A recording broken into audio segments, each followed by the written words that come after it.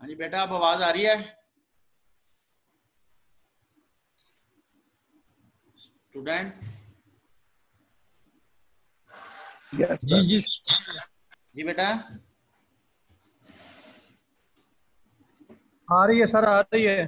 कहाँ तक हम आपने सुना है मेरी आवाज, वहां तक बता दें, मैं वहीं से दोबारा स्टार्ट कर देता हूँ।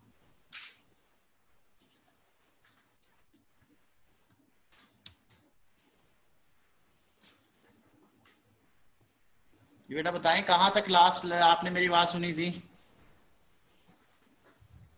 सर साइटेशन वाले पे थे। साइटेशन वाले। अच्छा, साइटेशन डिवाइडेड बाय। तो हाँ जी, शुरू से सर बता दें, कुछ नए आए हैं बच्चे।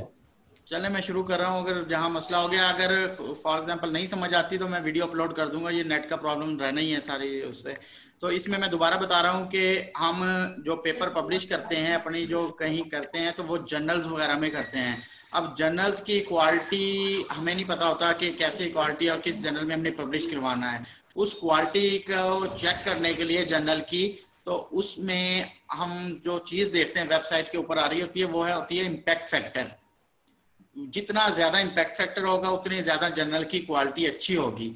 और ये भी आप जहन में बिठा लेंगे, जितने ज्यादा जो भी कोई रिसर्चर है या साइंटिस्ट है, इम्पैक्ट फैक्टर ज्यादा होगा उसको अच्छा समझा जाता है, उसकी सीवी स्ट्रांग होती है इस लिहाज से। तो कोशिश यही करनी चाहिए कि ज्यादा इम्पैक्ट फैक्टर वाले में पब्लिश करवाएं और उस लिहाज से आपकी पेपर की क्वालिटी भी अच्छी हो। तो इसमें हम इम्पैक्ट फैक्टर जर्नल का काउंट कैसे करते हैं? उसके लिए ये है कि साइटेशन, एक फार्मूला है, citation divided by total paper publish last year. तो साइटेशन को अगर हम उसके टोटल पेपर्स पे डिवाइड कर दें तो वो इम्पैक्ट फैक्टर निकल आता है।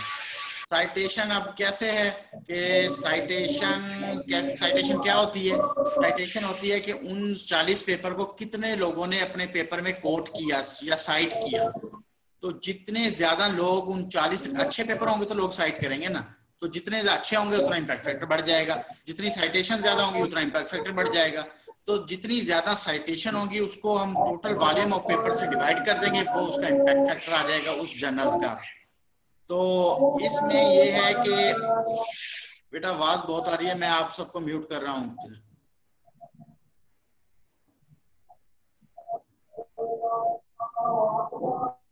तो इसमें ये है कि citation divided by total volume of paper या टोटल क्वांटिटी ऑफ पेपर, वो साइटेशन आ गया।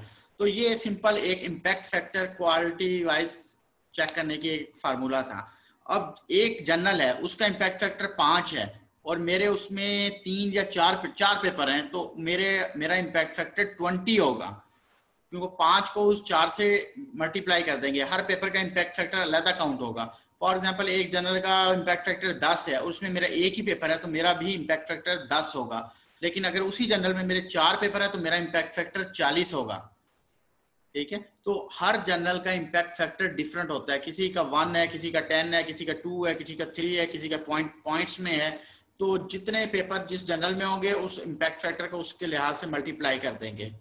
अब इम्पैक्ट फैक्टर, अगर मैं फिल इन द ब्लैंक्स में आपसे पूछता हूं कि इम्पैक्ट फैक्टर कौन से पैरामीटर पे डिपेंड करता है, वो सिर्फ साइटेशंस पे डिपेंड करता है। जितनी ज्यादा साइटेशन होंगी उतना इम्पैक्ट फैक्टर बढ़ेगा, जितनी कम होंगी उतना इम्पैक्ट फैक्टर कम होगा। और साइटेशन यहाँ एस से लिखा हुआ है, आपने सी से लिखना है। साइटेशन सी से होता है, CITATION। तो ये था जर्नल का इम्पैक्ट फैक्टर कैसे कैलकुलेट करते हैं। अब है कि रिसर्च पेपर जो हमने इन जर्नल्स में पब्लिश करवाना होता है वो क्या होता है, ठीक है, वो कैसे बनाते हैं, उसकी कुछ हेडिंग्स हैं, वो हम पहले भी पढ़ चुके हैं थीसिस और सिनॉप्सिस में। सिर्फ मैंने एक दफा गो थ्रू करना है आपको कि रिसर्च पेपर कैसे पब्लिश करवाते हैं। रिसर्च पेपर होता क्या है? रिसर्च पेपर वो होता है कि आपने कोई रिसर्च की है तो अपने ही डेटे, अपना जो आपके पास डाटा आया है उसको ऑनलाइन पब्लिश करवाना, वो रिसर्च पेपर होता है। अगर तो वो अच्छी रिसर्च है तो अच्छे जर्नल में जिसका इम्पैक्ट फैक्टर ज्यादा होगा उसमें पब्लिश हो जाएगा। अगर वो लो क्वालिटी का हुआ तो लो क्वालिटी जर्नल में हो जाएगा। तो अगर रिसर्च पेपर को कोई वैसे डिफाइन करना चाहे आप उसमें से, तो उसको कहते हैं शॉर्ट फॉर्म ऑफ थीसिस भी कह सकते हैं, is called as a research paper. यानी एक थीसिस में से अगर एमएस का थीसिस है तो नॉर्मली 1 to 2 पेपर निकल आते हैं रिसर्च पेपर, और अगर पीएचडी का थीसिस है 4 to 5 पेपर भी निकल आते हैं।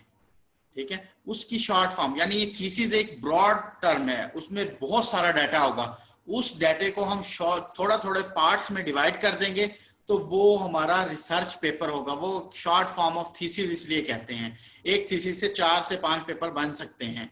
तो ये भी एज जैसे थीसिस में होता है, ये भी पास्ट टेंस में होगा,